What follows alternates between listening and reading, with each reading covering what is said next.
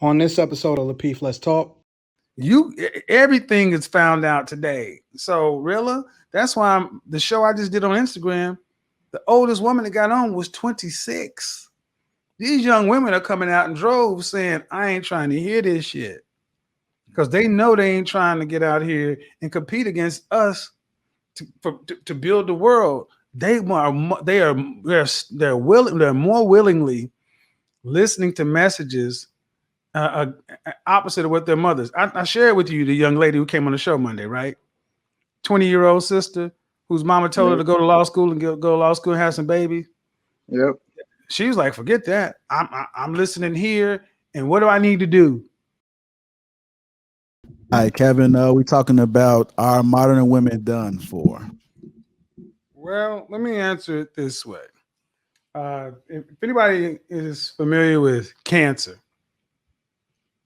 one of the most deadly forms of cancer is pancreatic. And unfortunately, it's also one of the ones that hides the most.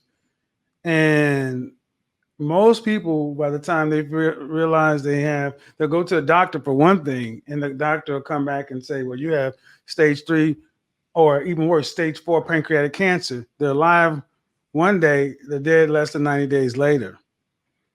There's a school of thought that says those people are already dead. They just didn't know it until they got the diagnosis. Modern women are dead. They just don't know it yet. The tide has shifted because the media is not as controlled as it used to be even 30 years ago. This platform we're on right now is an unregulated utility. The FCC has no real authority over this. That means we can get on here and do pirate radio and do things that we could not get away with on ABC, NBC, NBC, or any of the AM or FM stations because they're regulated. That means the most dangerous form of media is the one that's unregulated by the masses. Men have always talked about these concepts, but they've been squelched out because the advertiser dollars were going to the 73% of people that make the purchasing decisions, women. New media is finding a way to monetize those unregulated voices. And men are saying, I didn't need the MGTOW movement existed before I came to YouTube. So did the men's rights movement. So did so many of these other things that by me getting on YouTube to talk about style and fragrance, I found out about this, but these concepts are already kind of out here floating around in my mind and other people's minds. Women are just now starting to pay attention to what men have been saying online and by extension in the barbershop, in the gym, the golf courses, all the other kind of stuff for years. But to Courtney's point, they know there's a problem because when you ask a lot of these PhDs, I'm a PhD. You ask a lot of these women with your education and your this and your that, did you ever think by the time you got to age 36, you would still be unmarried with no children and no prospects? No. They're acutely aware that something's wrong. Now they're looking for a doctor to give them the diagnosis. So they're dead. They just don't know it yet because men are not going back. My generation, Generation X, will be the last generation of willing stepfathers. Millennials, 50-50. Zennials, they ain't trying to hear that shit. That's done. Mm-hmm. So then, if you see modern women being done for, because I do agree in terms of the younger generation, they not going. Mm-hmm. They're not going. Do you see? Because again, these young women are coming up, same generation. So the men, the young men are not going. They on a different wavelength. What do you see happening with the young women? Because I feel like they're still getting that message of, don't need a man. Or if you do get a man, you juice them and you get as much as you can up out of them. So it's still not a message of going back to traditional values and family values. This is where I think it becomes difficult for us as men to understand that women are survival masters. Men, we pick a favorite team at 5 years old and we stick with them till we die. You got to go before the fellas commission to switch your favorite football team. And you're only allowed to do it in extreme circumstances one time. Women, on the other hand, are the quintessential bandwagons. Why? Let's go back to 2,000 years ago. Me, JR, Anton, and Rilla, we all married. We go out and we have to go.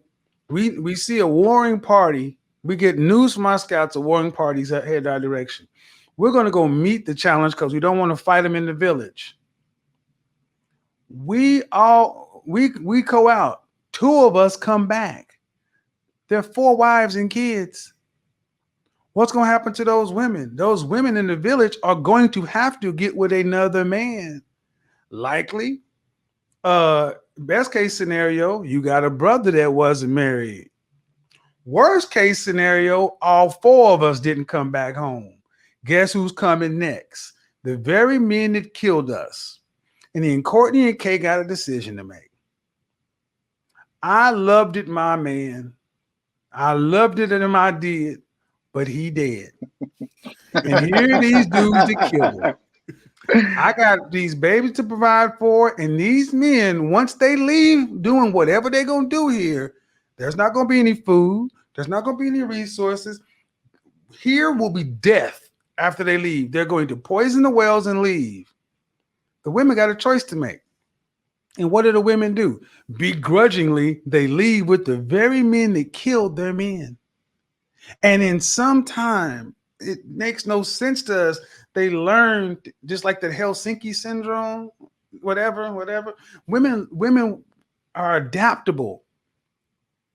You move on with the man that killed your man, and you got the kids before him, if they allowed him to live, and the kids after him.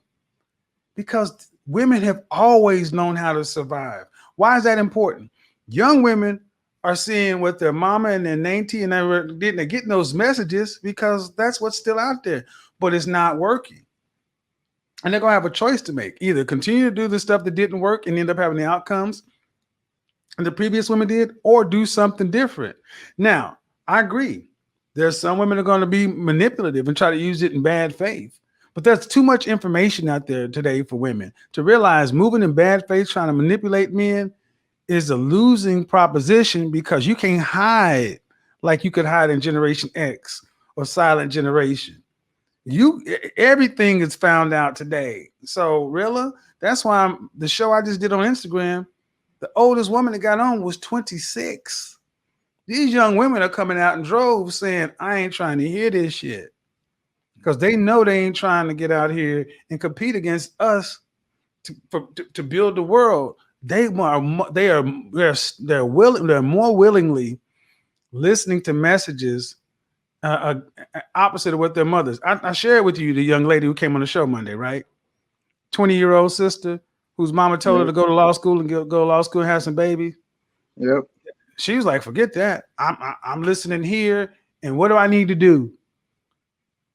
I'm like, you wouldn't have heard that 3 or 4 years ago. A young woman openly saying, I love my mom, I love my aunts, but I ain't trying to be them. What do you got for me, Mr. Samuels? What the women survive, man. They do.